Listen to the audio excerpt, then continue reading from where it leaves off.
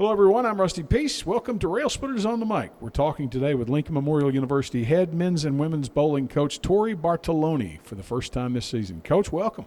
Thank you. Well, we are officially into fall semester 2020. Good news on the horizon. The NCAA has said that we're going to be playing some sports here before too long. Women's bowling, definitely one of those. You got to be pretty excited about that. Yeah, it's super exciting with the upcoming season and all the changes we've had to endure. But the kids have hit the ground running and they haven't missed a beat for practice. So what exactly have you and your team been cleared to do in terms of preparation for what's to come in the next several weeks? As far as practice is going, we're running as norm as possible. The new things is just wearing our mask and making sure we're wiping down everything as we go. But as far as preparation, our ladies are doing their carers hours on the lanes, and we're doing a lot of team bonding on the weekends or after hours to get some just talking going. And that's pretty much it. Nothing's really missed. So other than the obvious, delays in the season, cancellation of a season, et cetera, in the past almost 8 months now, 9 months, whatever it's been, the wearing of the masks, the social distancing, the sanitization of various things, has that affected anything that you guys do? And is that routine being picked up for the most part by the kids? Yeah, my kids, they've been really cooperative, and I couldn't ask for a better group just to keep going with the fluidity of any updates that we've dealt with. As far as bowling goes, we're pretty much set up for something like this because we can stay on our lanes and we don't have to worry too much. It does interact some different kind of social activities, but the kids are able to really maneuver around it. As far as our bowling world goes for competition or even practice, we're just setting up to make sure we're social distancing, making sure all sanitation is taken care of, and we're just going from there. We're not really having too many issues. It's just understanding the new guidelines and what's going to go on moving forward. Well, I can tell you today we're doing this interview without the COVID-19 masks on, and some might raise eyebrows, but we are social distancing. We're about 8 feet apart, in fact, right now, and that microphone was personally sanitized by me before we got up here today. So we are observing those guidelines just as everyone should be throughout the United States and the world for that matter. So, Coach, if you will, let's talk about 2020, what's left of it, and 2021. In talking with Bobby Stanley of Hillcrest Lanes, he's had an opportunity to see some of your players and in action, in practice and so forth. He's been very impressed with what he's seen, and I think a lot of fans are anticipating greatly what's to come for Lady Railsplitter Bowling and, of course, Railsplitter Bowling. Yeah, I'm really excited. The kids that returned, they have a whole new approach to everything because they've seen everything get cut short last year. So these kids are not taking anything for granted and doing everything they can for every second they have of the day just to get better. And the incoming, the new freshmen and our transfers, they haven't missed a beat, and they've been just a part of the team like they have all season long and just for years. It's a different makeup that I'm not used to as a coach because normally there's a little bit more of a transition, but I think it's going to be a good year. I think we're going to see a lot of success. A lot of kids are coming in with much experience, and it's going to be fun. Where do you see the strengths and weaknesses of the 2021 squad? I think our weaknesses is just getting a lot of these new freshmen to come in and just experience the college bowling side. And the rough part is once we get started, it's a hit the ground running. Everyone's starting a little later in the season. Our seasons are a little bit more condensed than normal.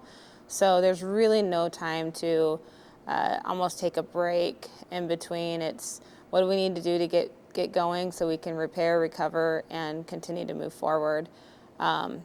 But strengths, I have really strong leadership going on. I've had quite a few kids that really weren't true leaders in the past, but are truly stepping up now and they're able to really develop themselves into that, and they're allowing the other teammates to really depend on them and lean on them if they're struggling or don't know how to ask or don't know what to do, and they've been great.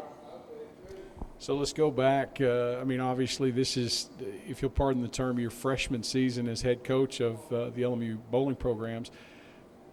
Probably not the way you anticipated that to go in your first year of collegiate head coaching. Yeah, I've anticipated a lot of just interesting things with the pandemic and everything, but it's been a one-of-a-kind season. But one-of-a-kind seasons, when you overcome adversity, great things come. So that's what I'm hoping that these kids will be able to do, and just the program as a whole. It's been interesting because normally coming in, you're able to see a lot of faces and friends and everything else, and it was very quiet in the beginning. So having at least some liveliness and interaction is great. So you mentioned a minute ago that the schedules and the season have been condensed a little bit. If you will, elaborate on that and talk about some of the opponents that Lincoln Memorial will face off against in 2021. So we're planning on going to a couple tournaments south and out east. We're really excited for our ECC and seeing how our conference tournaments will go, and just kind of go against them. Looking forward to compete against some top-ranked teams like McKendree, Vanderbilt, and Nebraska, and then also kind of enjoying competing against Adelphi and Tusculum as well, just some conference rivalry, I guess, if we would say.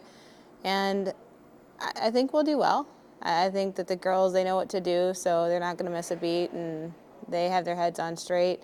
And then as far as even the guys' side, we're going to take a different road with our schedule, a little bit more local, but they'll definitely not miss a beat as far as competition. We'll still be going up against some really strong fields as much as we can, because some of the tournaments are a lot smaller than normal.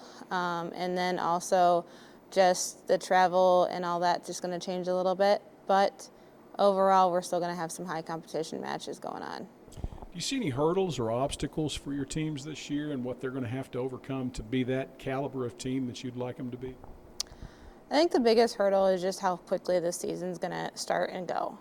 And that's what I've reiterated, because normally we have our fall semester, we can regroup and then come back even stronger our winter semester. This time around, we only have our fall semester to prep as much as possible, and then spring, it's just hit the ground running. And with that, it's just going to allow us to not have to hesitate, and we just have to continue to find more solutions. And I think that's just going to be a bigger hurdle because it's just such a quicker time, like, turnaround as far as that goes. And as far as just like talent-wise, skills-wise, I think we're going to be very strong and very deep. And then with just our experience and our exposure that we've already had, it's just going to be sharing that knowledge as much as possible to anyone new or hasn't had the experience yet, just to give them that confidence and the trust to be able to say, okay, we've got this as a team. LMU bowling fans always want to know, when are we going to get to have more home matches at Hillcrest Lanes? Can you answer that question today? I can. February, there will be 2 tournaments that we're hosting. We're figuring out some details and just making sure that COVID-19 is ready to go and we're prepared for that. But you can expect some big things in February.